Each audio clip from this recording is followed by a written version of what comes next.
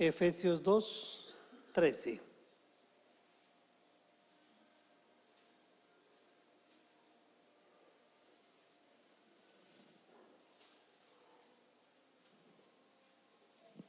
¿Listo? Vamos a leer este versículo todos juntos.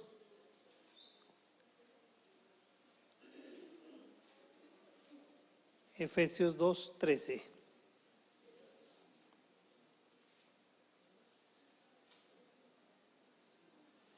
Bueno, leemos. Pero ahora en Cristo Jesús, vosotros que en otro tiempo estabais lejos, habéis sido hechos cercanos por la sangre de Cristo. Amén. Bien, esta mañana vamos a estar viendo o tratando de entender el propósito de Dios al querer acercarnos, querer atraernos hacia Él. Cuando tenemos la oportunidad de estudiar la palabra y encontramos, aún desde el Génesis, vemos que el propósito de Dios al crear a los seres humanos fue para que nosotros tuviésemos una relación con Él, una relación personal, que pudiéramos ser amigos de Él, que pudiéramos hablar con Él y estar todo el tiempo delante de su presencia. Sin embargo, ya hemos estudiado antes que al comienzo se presentó un evento que cambió esa posición en la que Dios nos había colocado al comienzo, que fue para estar en el huerto del Edén y allí tener comunión con Él. Pero al presentarse el pecado, esa relación que había con Dios entonces fue interrumpida, fue cortada. Y nosotros nacimos con las consecuencias de esa ruptura. Nosotros nacimos separados de Dios, nacimos muertos espiritualmente. Sin embargo, podemos ver, y básicamente hemos estado considerando en los últimos domingos, cómo a través de una relación de pacto, Dios ha querido restablecer esa comunión que tenía el hombre con Él, una relación de amistad, una relación cercana, y vimos cómo en el antiguo pacto se presentaba esa relación, o cómo Dios permitía que el hombre se acercara a Él. En ese antiguo pacto Dios estableció algunas condiciones para que se pudiera dar ese acercamiento. Y luego en el nuevo pacto Dios establece otras condiciones, unas características diferentes. Pero quiero que pensemos esta mañana, y pues al adentrarnos en el estudio de la palabra, estemos pensando en esto que leemos aquí en Efesios.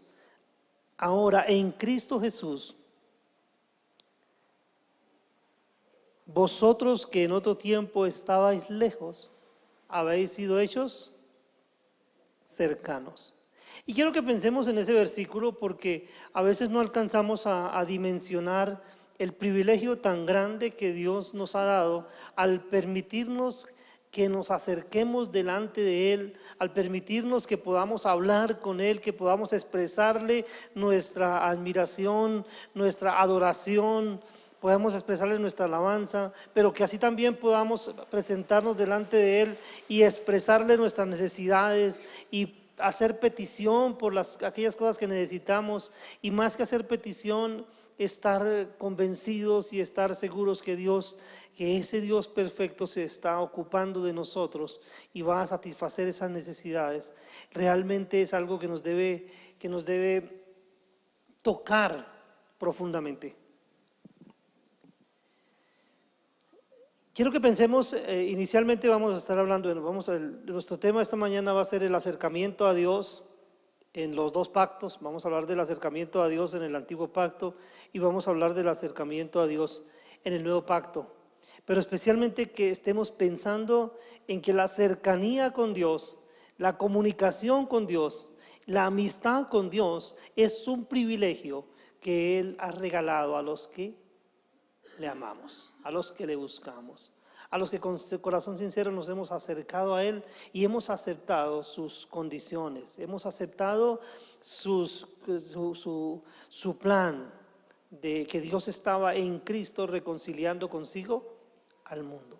tenemos una amistad con el Señor. Entonces, pensando en esto como un privilegio, pensando en el acercamiento a Dios como un privilegio, vamos a ponernos delante de su presencia, vamos a orar y le vamos a pedir que sea Él quien esté aplicando su bendita palabra en nuestras vidas y en nuestros corazones, y que cuando salgamos de aquí esta mañana, hoy, allá salgamos con esa impresión que deja la presencia de Dios. Que aun si es la voluntad del Señor, cuando salgamos de acá, de este lugar, esta mañana, nuestro rostro esté como el rostro de Moisés cuando tuvo la oportunidad de acercarse a la presencia de Dios.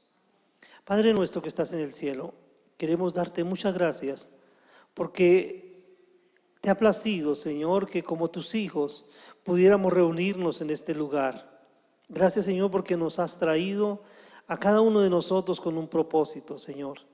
Tú has estado obrando en nuestras vidas de manera especial, nos has estado sosteniendo, nos has estado fortaleciendo, nos has estado animando, nos has estado guardando, has estado proveyendo para nuestras necesidades y quieres, Señor, que nosotros desarrollemos una relación muy cercana contigo. Te damos gracias porque podemos entender que es un privilegio, Señor, que no todos los hombres disponen de ese privilegio tan grande de poderse presentar delante de ti, de poder tener esa relación de amistad y de poder ser llamados tus amigos. Padre, muchas gracias porque somos tus hijos, pero también gracias porque nos llamas amigos y como a tus amigos nos has dado a conocer tus cosas. Por eso, Señor, te damos gracias en esta mañana y pedimos que tu Santo Espíritu nos esté guiando para que podamos entender con claridad tu mensaje, Señor, aplicarlo en nuestras vidas y disfrutar de esa relación tan cercana que tú has determinado para nosotros en este nuevo pacto del cual disfrutamos, que se llama el pacto de la gracia, que se llama la iglesia. En el nombre de tu Hijo oramos con acción de gracias. Amén. Bien, nos ubicamos entonces nuevamente en nuestro estudio, vamos a continuar. Estamos entonces estudiando la carta a los Hebreos y esta mañana nos ocupa el capítulo 9. El capítulo 9 de la carta a los Hebreos. Vamos a estar leyendo, leamos inicialmente los primeros 2 versículos. Dice, ahora bien, aún el primer pacto tenía ordenanzas de culto y un santuario terrenal, porque el tabernáculo estaba dispuesto así. En la primera parte, llamada el lugar santo, estaban el candelabro, la mesa y los panes de la proposición. Tras el segundo velo estaba la parte del tabernáculo llamada lugar santísimo, el cual tenía un incensario de oro y el arca del pacto cubierta de oro por todas partes, en la que estaba una urna que contenía el maná, la vara de Aarón que reverdeció y las tablas del pacto. Y sobre ella los querubines de gloria que cubrían el propiciatorio, de las cuales cosas no se puede ahora hablar en detalle. Muy bien, vamos a estar pensando, inicialmente en esta mañana vamos a hablar de el acercamiento de Dios en el antiguo pacto, el acercamiento a Dios en el antiguo pacto.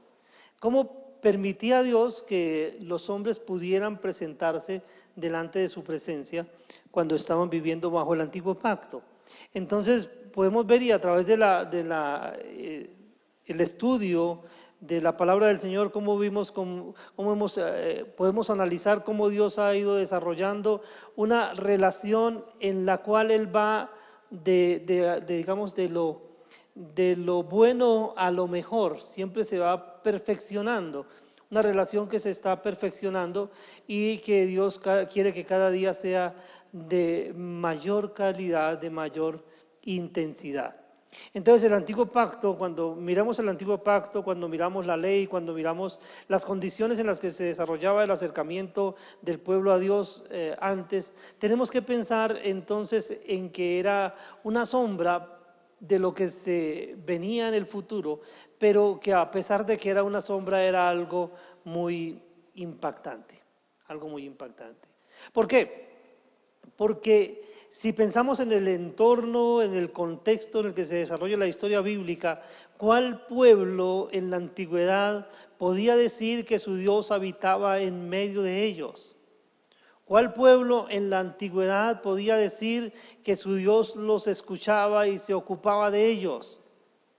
Ellos tenían muchos dioses, había mucha idolatría, pero relación cercana, relación de amistad, relación de privilegio no tenían, salvo el pueblo de Israel, al cual Dios escogió para desarrollar con ellos una relación muy especial, una relación a través de la cual Él quiso mostrarse.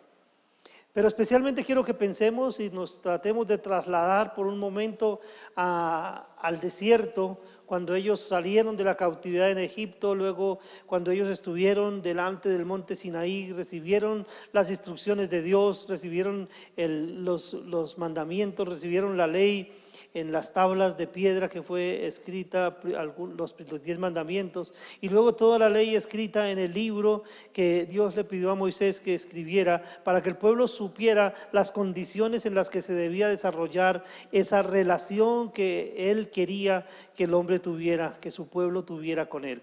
Y vemos algo muy importante en esa relación, en ese tiempo en el desierto, y es que Dios le ordenó a Moisés que construyera un tabernáculo, una morada, un lugar en el cual Dios pudiera relacionarse cercanamente con el hombre, un punto de encuentro en el cual Dios y el hombre pudieran conversar y Dios le pudiera dar al hombre las instrucciones y Dios pudiera también recibir del hombre las ofrendas, los sacrificios, todo lo que el hombre quisiera presentar. Entonces vemos que en el antiguo pacto había primero un santuario, era un santuario terrenal compuesto por 2 espacios físicos. Entonces recordamos los elementos en que fue construido, fueron telas, fueron pieles de animales, fue madera de acacia, fue oro, fue plata, fue bronce, fueron hilos de diferentes clases, y con todos esos elementos y bajo la dirección suya, mediante la capacitación de algunas personas que Dios escogió, entonces ellos construyeron esta habitación para Dios, una habitación que era portátil, un santuario que era portátil, y era portátil porque el pueblo de Israel todavía no tenía una morada fija. El pueblo de Israel estaba caminando de un lado hacia otro porque iban hacia la tierra prometida.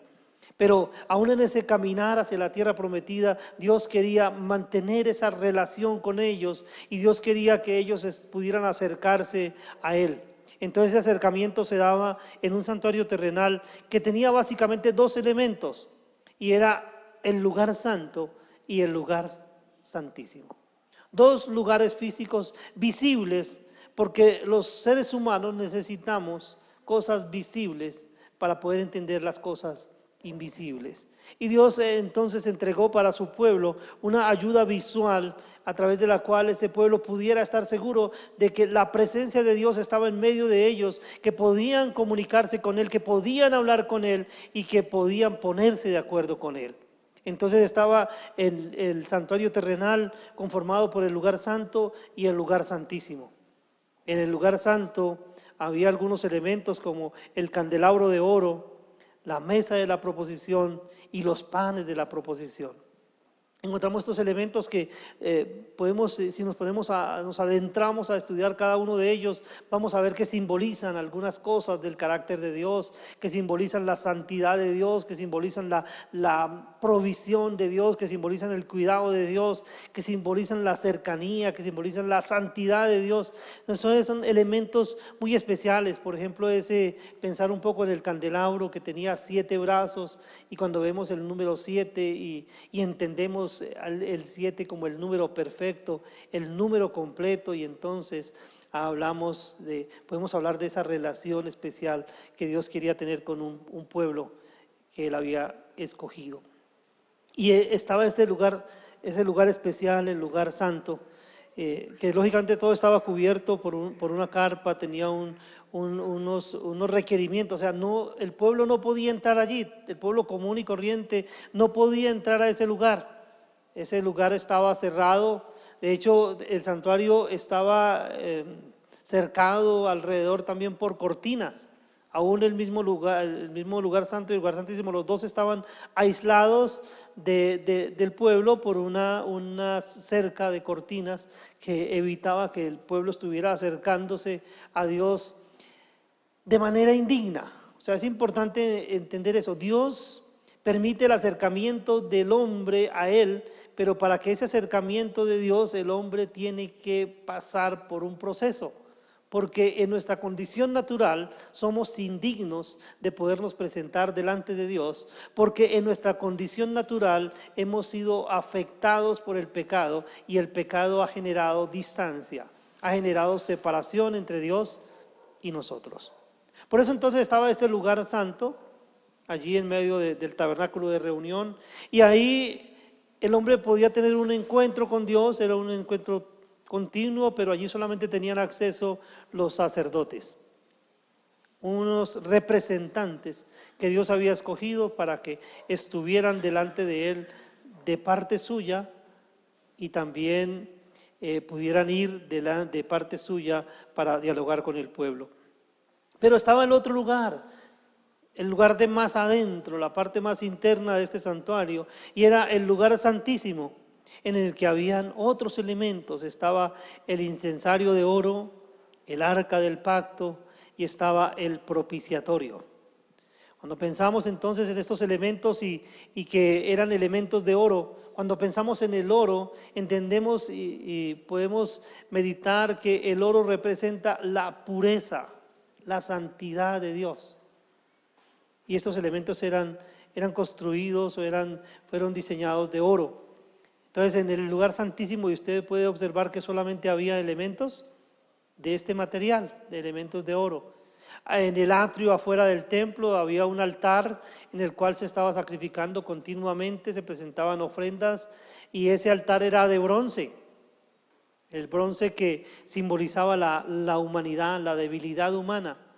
Y hasta allí tenía acceso el pueblo, pero ya no podía entrar al lugar santo, y menos al lugar santísimo, donde solamente podía entrar el sumo sacerdote. Entonces vemos que primero la ayuda visual, solamente tratar de pensar en eso que Dios dijo a Moisés que construyera y que estaba allí en medio de ellos, y luego como Dios le dice que todo el pueblo ubique sus carpas alrededor de ese santuario. Es muy impactante pensar como Dios diciéndole: yo estoy aquí con ustedes y ustedes están alrededor mío y pueden contar con mi presencia, pero también pueden contar con mi protección. Cuando pensamos en la historia bíblica, cuando tratamos yo he tratado a veces de analizar un poco qué impacto tenía estas cosas visuales y esto que Dios estaba haciendo con Israel, qué impacto tenía en las otras naciones. Y recuerdo a los filisteos, por ejemplo, cuando los filisteos oían: viene el pueblo de Israel, y decía: el arca del pacto viene con ellos. Ellos se asustaban tremendamente, porque decían ellos: Dios viene con ellos, el Dios de los israelitas, el Dios de los hebreos viene, y es un peligro para ellos, era un peligro. O sea, ellos decían: mire lo que hizo ese Dios con los que oprimieron a Israel en Egipto, Dios los destruyó. Y entonces esa presencia de Dios era un sello y era algo que impactaba no solamente hacia adentro del pueblo, los hacía sentir seguros y confiados, sino que hacia afuera de ellos, en los pueblos vecinos, también los hacía pensar en la calidad que Él tenía como el Dios que gobierna todas las cosas y el Dios que tiene todo el poder. Entonces, ese santuario allí en medio de ellos les estaba recordando que para Él, ellos eran especiales, que ellos eran su pueblo, que los había escogido con el propósito de mostrarse en ellos, de que el mundo pudiera conocerlo a través de su relación con ellos. Pero hemos recordado, estuvimos hablando de ese pacto que resultó un pacto imperfecto por causa del pecado que había en el hombre, y el hombre invalidó el pacto sencillamente porque no cumplió con las condiciones que Dios había establecido para ese pacto, porque era un pacto condicional. Entonces, cuando hablamos del antiguo pacto y el acercamiento a Dios a través o en ese antiguo pacto, primero hablamos del lugar en el cual se daba ese acercamiento, pero también tenemos que hablar de la manera como el pueblo se acercaba a Dios. y entonces se acercaba de manera representativa. Había personas que se presentaban delante de Dios en representación del pueblo, porque no estaba hablando de una relación individual como hoy. Hoy, por ejemplo, cada uno de nosotros tiene que desarrollar su propia relación con Dios. Y yo no puedo presentarme delante de Él diciendo que yo vengo en representación de toda mi familia, ya que Él ha abierto el acceso para cada uno en particular. Pero aquí Dios abrió el acceso solamente a unas personas que entrarían delante de Él como sus representantes. Entonces, en este antiguo pacto, el acercamiento a Dios se daba por medio de un sistema sacerdotal imperfecto. Imperfecto por obvias razones. Los sacerdotes eran tomados de entre ellos mismos y no hay ningún hombre que esté libre de pecado, de acuerdo con lo que nos enseña el Señor en su palabra, por cuanto todos pecaron y están destituidos de la gloria de Dios. Entonces el medio por el cual se acercaba el pueblo a Dios era un sistema sacerdotal imperfecto que estaba compuesto por hablemos de dos elementos, eran los sacerdotes y el sumo sacerdote. Entonces eran había diferencia entre ellos. Entonces los sacerdotes eran los descendientes, fue tomada una familia, especialmente recordamos cuando Dios hizo el pacto con Jacob y le dijo que había tomado especialmente a su familia. De esas 12 tribus que se conformó el pueblo de Israel, Dios escogió a la tribu de Leví. Y dijo, la tribu de Leví son míos en lugar de todos los primogénitos de Israel. Entonces yo quiero tomar a la tribu de Leví para que sean míos. Y esta tribu de Leví entonces se van a encargar del servicio del santuario. Entonces los levitas tenían que encargarse de lo que era el tabernáculo, de recoger las carpas, de organizarlas, de trasladarlas, de cuando llegaban a un lugar y se establecían ahí, armar el tabernáculo, colocar todas las cosas en su lugar. Pero había una familia especial dentro de la tribu de Leví, que era la familia de Aarón, la cual fue escogida para ser los sacerdotes. Entonces no todos los levitas tenían acceso a estos lugares, o sea, tenían contacto con las cosas sagradas, pero no tenían acceso a estos lugares, al lugar santo y al lugar santísimo, del que ya estuvimos hablando, sino que estaban los sacerdotes que se presentaban primero delante de Dios. Vamos a mirar allí en el versículo 6, dice, y así dispuestas las cosas, en la primera parte del tabernáculo entran los sacerdotes continuamente para cumplir los oficios del culto. Pero en la segunda parte, solo el sumo sacerdote, una vez al año, no sin sangre, la cual ofrece por sí mismo y por los pecados de ignorancia del pueblo, dando el Espíritu Santo a entender con esto que aún no se había manifestado el camino al lugar santísimo, entre tanto que la primera parte del tabernáculo estuviese en pie. Entonces, vemos cómo en ese acercamiento a Dios lo hacían diariamente los sacerdotes. Tenían un acceso y había un culto diario, había un sacrificio continuo. Entonces el pueblo de Israel tenía que estar proveyendo, tenían un orden establecido para proveer entonces ofrendas para agradar a Dios. O sea, el pueblo estaba siempre buscando cómo agradar a Dios. Pero en este antiguo pacto el pueblo agradaba a Dios a través de cosas físicas. Agradaba a Dios a través de lo que le presentaban, de las ofrendas, de los sacrificios, de las comidas, dice abluciones, comidas, ritos. Había muchas cosas que en ese momento era lo que ellos tenían, pero eran un símbolo, eran algo que era preparatorio para lo que nosotros vivimos hoy, que es algo perfecto. Luego vamos a hablar cuando estemos tratando acerca del nuevo pacto. Pero aquí vemos entonces que los sacerdotes entraban continuamente al lugar santo. Y ellos entraban con el propósito de cumplir los oficios del culto, es decir, para agradar a Dios de manera religiosa, ¿sí? Porque era el esfuerzo que ellos hacían para congraciarse de Dios.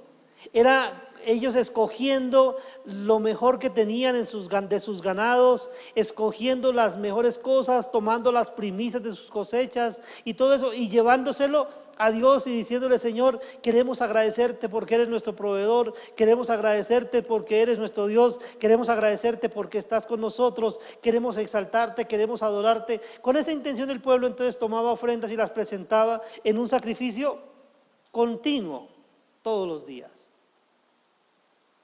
Por eso entonces en el altar el fuego siempre estaba encendido.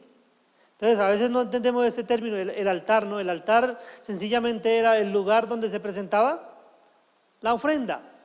¿Cuándo aparece por primera vez una mención del altar en la palabra del Señor? Entonces recordamos que la primera mención de un altar o de altar en la palabra del Señor la encontramos con Caín y Abel, ¿cierto? Cuando Abel presenta su sacrificio delante de Dios, ¿en dónde colocó Abel el sacrificio? ¿Dónde colocó el cordero? En un altar. ¿Y qué era ese altar? Era un arrume de piedras.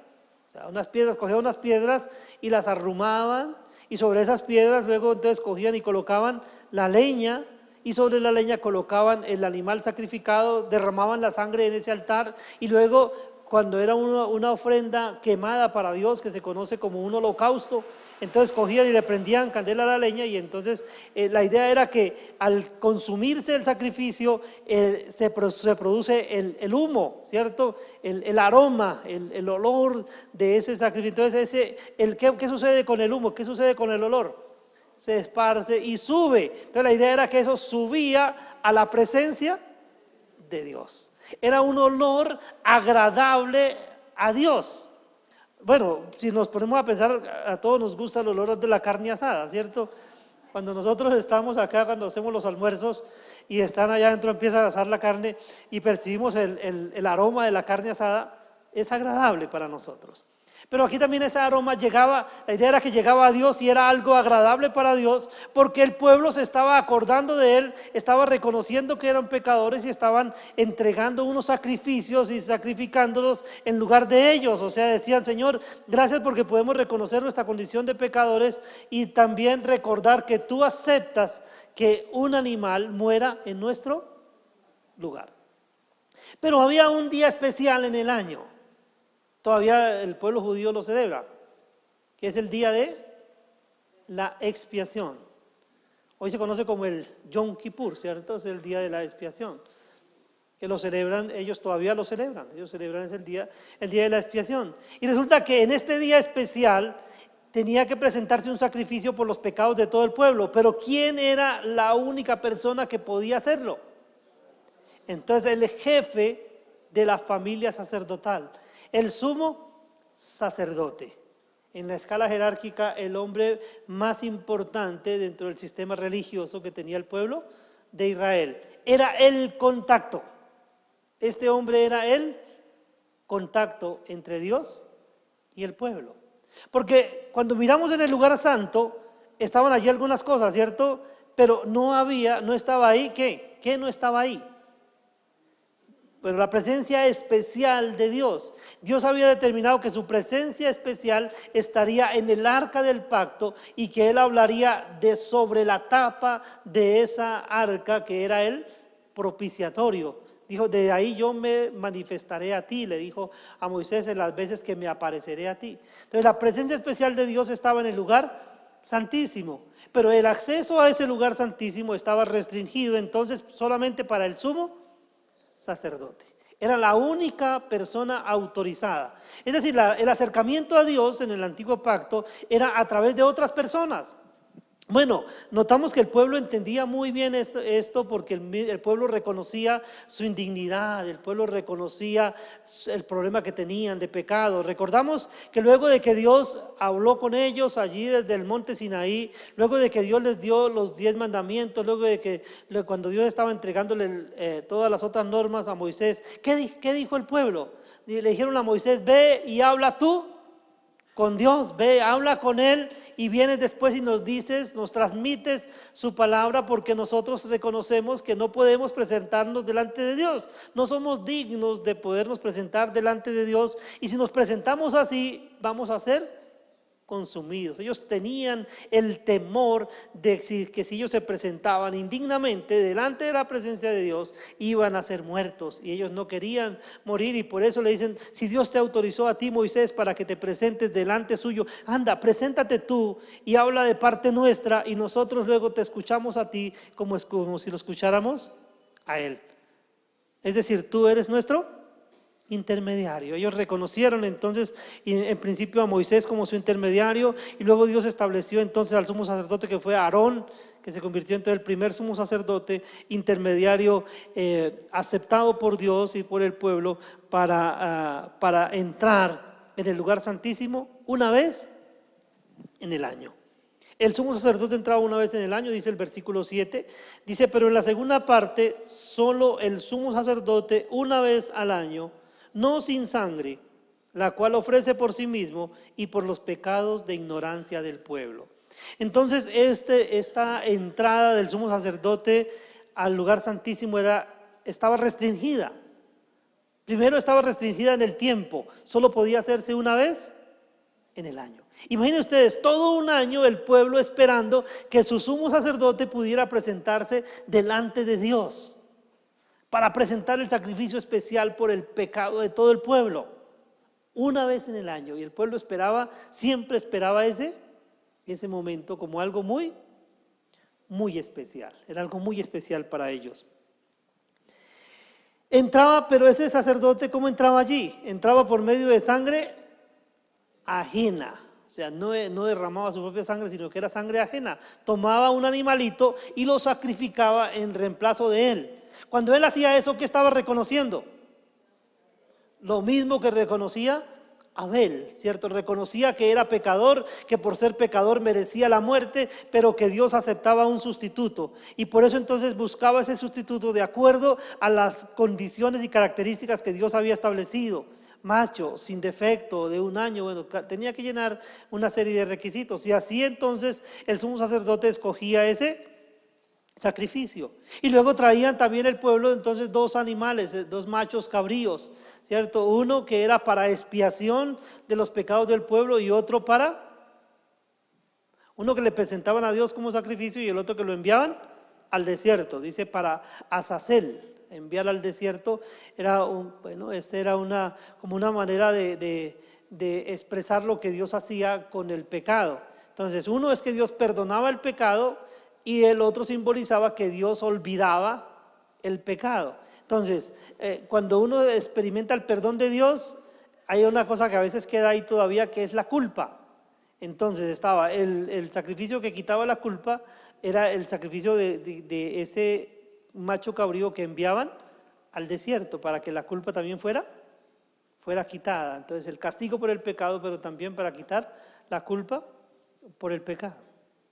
Entonces, ¿cuándo se hacía eso? Una vez en el año, y el sumo sacerdote tenía que hacer eso. Luego, ¿cómo se hacía para que el animal llevara entonces el pecado? Entonces dice que te tomaba el animal y ponía la mano encima de su cabeza, ¿cierto? Y de esa manera entonces estaba dándose, lo mismo como se transfiere la autoridad, cuando vemos en el contexto bíblico, cuando se va a asignar autoridad a alguien, se le imponen las manos y se transfiere autoridad. Así también en este caso, en relación con el pecado, entonces el poner las manos sobre la cabeza del sacrificio estaba diciendo que ese animal llevaba el pecado de la persona que imponía las manos sobre él.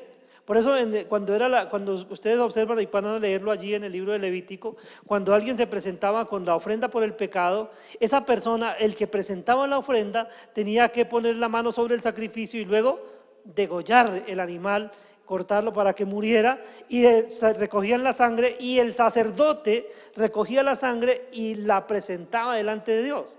O sea, el que presentaba la ofrenda, si no pertenecía a la clase sacerdotal, él mismo no podía llevar la sangre adentro, no podía introducirla, porque no tenía autorización para entrar. Entonces, pero sí tenía que sacrificar el animal, porque tenía que reconocer su condición, su culpabilidad, reconocer que era pecador. Entonces, ¿cómo lo hacía? Trayendo el animal, este animal viene para pagar por mi pecado. Colocaba la mano sobre la cabeza del animal para decir, mis pecados están sobre este animal, y luego lo sacrificaba para decir entonces que Dios había aceptado ese reemplazo, ese sustituto. En este día, específicamente lo que presentaba en el caso del macho cabrío que se sacrificaba, entonces cuando el sumo sacerdote ponía la mano sobre la cabeza de ese macho cabrío, estaba transfiriendo sobre ese animal el pecado de todo el pueblo. Entonces este no era un sacrificio de tipo personal, sino era un sacrificio que se presentaba por todo el pueblo. Igual, cuando puso la mano sobre el macho cabrío que se enviaba al desierto, estaba poniendo los pecados de todo el pueblo para que fueran llevados también al desierto. Dice que incluso que estos animales eran llevados al desierto, pero allí en el desierto había un lugar especial en los que eran despeñados, se caían a la peña y lógicamente morían allá despeñados. Como la idea de que Dios no vuelve a acordarse de ese pecado. Entonces ese era el sistema a través del cual el hombre se acercaba delante de Dios. Entonces el sumo sacerdote entraba una vez en el año, entraba por medio de sangre ajena, y entraba ¿para qué? Para ofrecer sacrificios por el pecado. Entonces era ese día, el día de la expiación, especialmente entraba para ofrecer sacrificios por el pecado, primero por su propio pecado y luego por el pecado de todo el pueblo. Imagínense ustedes la expectación del pueblo. El pueblo todos como estaban viviendo alrededor del tabernáculo y todos mirando este momento especial. Para ellos era especial porque era ese acercamiento del hombre a Dios. El sumo sacerdote está hablando con el Rey de Reyes y Señor de Señores. El sumo sacerdote está presentando la ofrenda por mi pecado. Cada uno de los miembros del pueblo decían, allí está representándome a mí. Allí está este hombre hablando con Dios de parte mía. Allí está este hombre presentando un sacrificio por mí, por mi pecado. Y allí está Dios recibiendo ese sacrificio. Y este pueblo podía decir, qué descanso, qué tranquilidad, qué paz se siente de saber que Dios ha recibido mi sacrificio, el sacrificio sustituto por nuestro pecado. Era un día muy especial, ¿sí? De esto.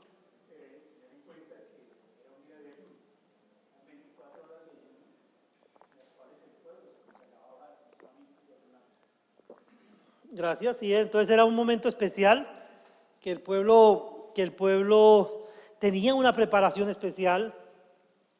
El pueblo no podía estar así de cualquier manera. Recordemos que siempre cuando está hablando de la cercanía de Dios, Dios les ordena una ceremonia ritual de purificación. El sacerdote, por ejemplo, tenía que lavarse con agua pura, tenía que hacer el ayuno, o sea, había unas condiciones especiales en las cuales debía cumplir para poderse presentar. Es decir, no se podía presentar de cualquier manera. No era como a él le parecía, era de la manera como Dios lo había establecido. Y no queremos en esta mañana, digamos, hacer un estudio exhaustivo de todas las condiciones que debían reunirse para la celebración de este momento. Solamente quise mencionarlo a grandes rasgos, pero para que entendamos que para ellos eso significaba un tremendo privilegio, un momento muy especial, porque trataba de Dios, su dueño, el que los había rescatado del poder de Egipto, de la dominación extranjera, los había liberado y los estaba llevando a una tierra que les había prometido y estaba haciendo de ellos una gran nación. Y este pueblo entonces ese día reconocía que ellos eran indignos de ese tratamiento que Dios les daba, reconocían que ellos eran pecadores, reconocían que merecían la muerte igual que todos los hombres, pero que Dios aceptaba una sustitución. Que Dios aceptaba sustitutos. Y eso es una constante que observamos en todo ese antiguo pacto. Siempre usted está viendo el sacrificio, siempre sacrificios por el pecado, sacrificios por la culpa, sacrificios por todo. Había un sistema de sacrificios y a veces uno dice, y hay mucha gente que pregunta, pero ¿por qué tanta sangre en el Antiguo Testamento? Y encontramos aquí en el libro de Hebreos, entonces, ¿qué dice en la carta a los Hebreos? Dice, porque sin derramamiento de sangre no se hace remisión de pecados. Era necesario que hubiera muerte, tenía que haber muerte. Y lógicamente para haber muerte, de lo que observamos acá, tenía que derramarse la sangre. Pero esto nos lleva, todo esto fue una preparación entonces para llevarnos al nuevo pacto. Y vamos a hablar entonces de la manera como nosotros hoy podemos acercarnos a la presencia de Dios. ¿Cuál es la cercanía que tenemos con Dios? ¿Cuál es la comunión que tenemos con Dios? ¿Cuál es el privilegio del cual usted y yo disfrutamos y que muchas veces no reconocemos o muchas veces no valoramos, pero que debemos aprender a tener en cuenta? Usted y yo podemos acercar delante del Rey de Reyes, el Señor de Señores, el Creador de todo el universo y poderle decir: Abba Padre, Papito Dios, aquí estoy. Y estoy aquí, Señor, porque tú me has autorizado a entrar delante de tu presencia. Y poder estar tranquilos y podernos acercar confiadamente al trono de la gracia para alcanzar misericordia y ayuda para el oportuno socorro, eso no es gratis, no fue gratis. Entonces, cuando hablamos del nuevo pacto, tenemos que hablar de a qué lugar nos acercamos y entender primero que no estamos acercándonos a un lugar terrenal. Ese santuario terrenal cumplió su función durante un tiempo. Aun cuando se escribe la carta a los hebreos, se estaban presentando sacrificios aún de la manera del antiguo pacto, pero esos sacrificios ya no tenían razón de ser. Y ese sistema de sacrificios terminó luego cuando el templo de Jerusalén fue destruido.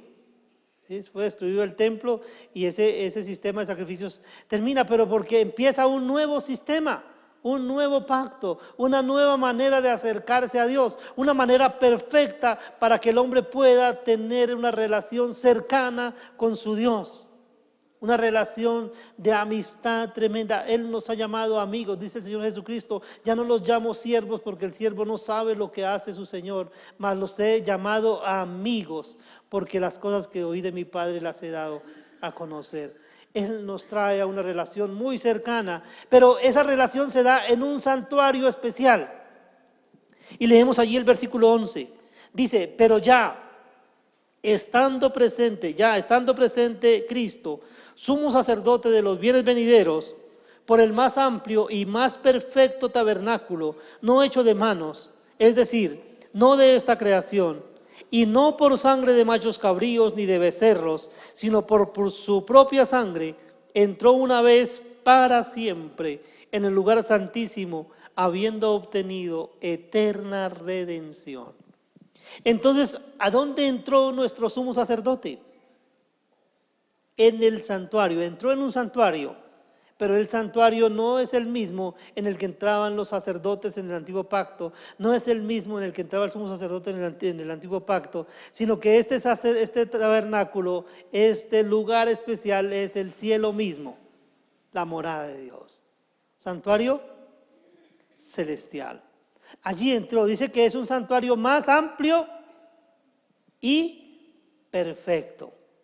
Perfecto santuario. ¿Qué es un tabernáculo? ¿Qué es un santuario? Es la misma morada de Dios, el lugar donde Dios está. Y el hombre entra a la morada de Dios para hablar con Dios, para desarrollar esa relación perfecta con el Padre. Entonces aquí hay un acceso, pero ¿quién es la persona que entra? Nuestro sumo sacerdote, ¿cierto? Entra en un santuario más amplio y perfecto, no hecho de manos humanas. Ese santuario no fue hecho de manos humanas, sino que lo hizo ¿quién? Dios mismo. ¿Recordamos cuándo lo hizo Dios? En el principio creó Dios los cielos y la tierra. En el principio Dios creó la morada para los hombres en la tierra y la morada para Él mismo en los cielos, en el cielo. Allí está su morada. Y allí en el lugar de la morada de Dios fue donde entró Cristo como nuestro sumo sacerdote.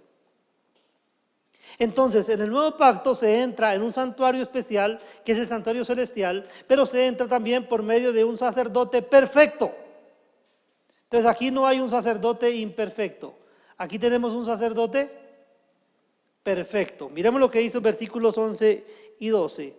estando ya presente Cristo, sumo sacerdote de los bienes venideros, por el más amplio y más perfecto tabernáculo, no hecho de manos, es decir, no de esta creación, y no por sangre de machos cabríos ni de becerros, sino por su propia sangre, entró una vez para siempre en el lugar santísimo, habiendo obtenido eterna redención.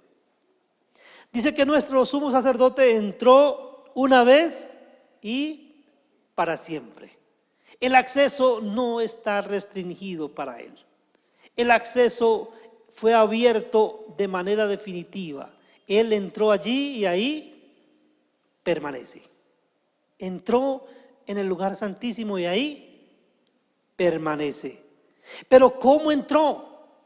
¿Qué tuvo que hacer para entrar en ese lugar? Bueno, de eso vamos a hablar con mucho más detalle, si Dios lo permite, la próxima semana. Pero hoy debemos mencionar que Él entró por medio de su propia sangre. Él no tomó un animal y le puso sobre ese animal su pecado, porque Él nunca cometió pecado.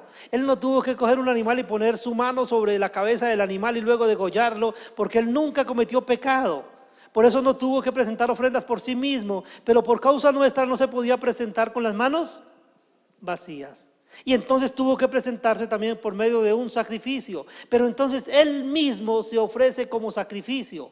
Él mismo pone su vida. De hecho, es cuando entendemos sus palabras, cuando Él dice, yo pongo mi vida, nadie me la quita. Porque a veces recordamos que pensamos en el Señor Jesucristo y decimos, le quitaron la vida, lo mataron, fue por su causa, esa cosa.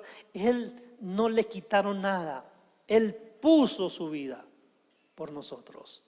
Él mismo entregó su vida. Él mismo se ofreció en sacrificio por nuestros pecados. Él mismo se ofreció para que su sangre fuera derramada, y toda su sangre fue derramada por causa nuestra. Él murió por nuestro pecado, entró por su propia sangre para obtener redención. ¿Qué significa la redención? Entonces, la redención significa que había un precio por nosotros, un precio por usted y por mí. Habíamos sido vendidos al pecado, éramos esclavos del pecado. El pecado estaba enseñoreándose de nosotros. Éramos esclavos y estábamos alejados de Dios. No teníamos remotamente la posibilidad de acercarnos a Dios, porque había un precio que tenía que ser pagado, y ese precio era un precio muy alto, porque se exigía un sacrificio perfecto. Y no un animal, sino un hombre perfecto. Y cuando Dios miró sobre los hijos de los hombres para ver si había algún entendido que hiciera lo bueno, vio que no había ni siquiera uno. Todos se desviaron, a una se hicieron inútiles. Pero Dios toma a su Hijo y carga el pecado nuestro sobre su Hijo. Entonces Dios, Él mismo pone entonces sobre Él, toma la carga sobre Él. El sacerdote tomaba la carga y la ponía sobre el sacrificio. El Señor Jesucristo, obrando como sacrificio, obrando también como sacerdote, Él mismo pone sobre Él mismo nuestro pecado. Él llevó nuestro pecado, murió por nuestro pecado, entró para obtener eterna redención. Entonces, como su sacrificio era un sacrificio perfecto, o fue un sacrificio perfecto, entonces el poder que el pecado tenía sobre nosotros le fue quitado, fue anulado. Ya el pecado no es un obstáculo para nuestra relación con el Señor. Porque ahora Él entró en el lugar santísimo, pero entra con el propósito de confirmar el pacto. Y vamos a leer entonces allí versículos 15 al 22. Y dice, así que por eso es mediador de un nuevo pacto, para que interviniendo muerte, para la remisión de las transgresiones que había bajo el primer pacto, los llamados reciban la promesa de la herencia eterna, porque donde hay testamento es necesario que intervenga muerte del testador, porque el testamento con la muerte se confirma, pues no es válido entre tanto que el testador vive, de donde ni aun el primer pacto fue instituido sin sangre. Entonces vemos acá que ¿qué tuvo que hacer para que el pacto fuera validado, para que entrara en vigencia? Fue necesario que Él muriera. Estaba listo el testamento, ¿cierto? Yo voy a morir por ellos. Pero para que eso fuera una realidad tenía que morir. Y cuando Él muere nos hace entonces beneficiarios de la herencia eterna. ¿Y cuál es esa herencia eterna? El acceso al Padre, la comunión con el Padre. Hemos sido restablecidos a una relación perfecta con Dios. Volver a tener relación con Dios, relación que se perdió por causa del pecado. Ahora el pecado es quitado de en medio y la relación es restablecida. Pero para que el pecado sea quitado de en medio, la relación sea restablecida, el sacerdote se presenta con un sacrificio. Y en este caso, Cristo mismo se presenta con su testamento, con las condiciones legales cumplidas, y se presenta satisfaciendo la justicia de Dios y dándonos entonces ese beneficio de que la relación con Dios sea restablecida.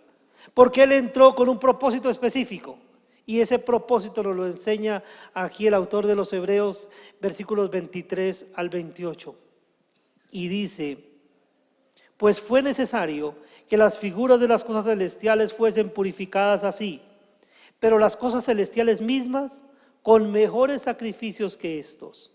Porque no entró Cristo en el santuario hecho de mano, figura del verdadero, sino en el cielo mismo, para presentarse ante nosotros, para presentarse ahora por nosotros ante Dios, y no para ofrecerse muchas veces como entra el sumo sacerdote en el lugar santísimo cada año con sangre ajena. De otra manera, le hubiera sido necesario padecer muchas veces desde el principio del mundo. Pero ahora, en la consumación de los siglos, se presentó una vez para siempre por el sacrificio de sí mismo para quitar de en medio el pecado. Para quitar de en medio el pecado. Y de la manera que está establecido para los hombres, que mueran una sola vez y después de esto el juicio, así también Cristo fue ofrecido una sola vez para llevar los pecados de muchos, y aparecerá por segunda vez sin relación con el pecado para salvar a los que le esperan. Entonces, ¿con qué propósito entró en el santuario a través de su sacrificio? Para quitar el obstáculo que había en nuestra relación con el Padre. Para quitar el obstáculo. ¿Cuál era el obstáculo? El pecado. El sacrificio de Cristo quita el pecado, porque es un sacrificio perfecto. Lo que no pudieron hacer los sacrificios de los animales, de los toros y los machos cabríos, por cuanto no eran sacrificios perfectos, sí lo pudo hacer el sacrificio del Hijo de Dios, por cuanto fue un sacrificio perfecto, sangre perfecta que se derramó por todos nosotros y que pagó el precio de la redención, para que usted y yo pudiéramos tener acceso, como ahora tenemos, al lugar santísimo. Y entonces aquí es cuando podemos entender la palabra del Señor, cuando nos dice: yo soy el camino, la verdad y la vida. Nadie viene al Padre sino por mí. Porque cuando el Señor Jesucristo murió en la cruz del Calvario, el velo del templo se rompió en dos, se rasgó en dos, de arriba a abajo, indicando que ahora el acceso al lugar santísimo, el acceso a la presencia de Dios había sido restablecido, porque el sacrificio perfecto había sido presentado y el camino a Dios estaba establecido.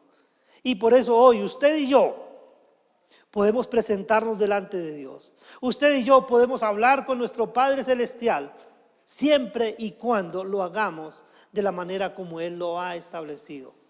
Es decir, siempre que nos presentemos delante de Él a través del camino que Él estableció, a través de nuestro Señor y Salvador, Jesucristo, quien es el sumo sacerdote que está en el cielo, en el lugar santísimo de Dios, intercediendo por nosotros, ejerciendo su sacerdocio a favor de nosotros.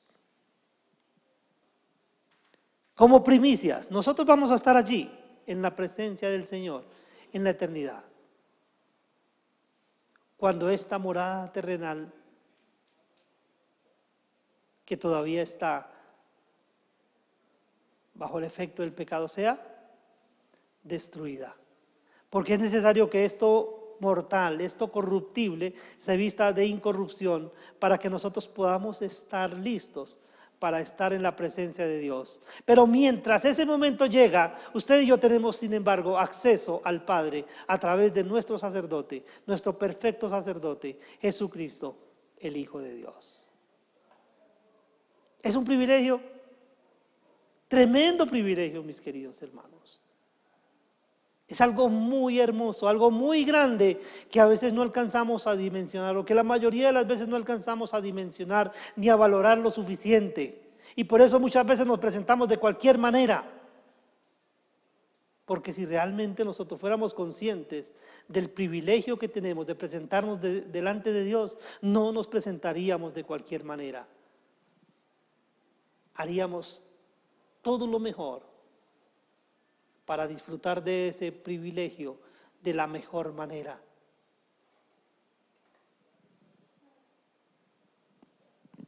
El amor de Cristo nos constriñe.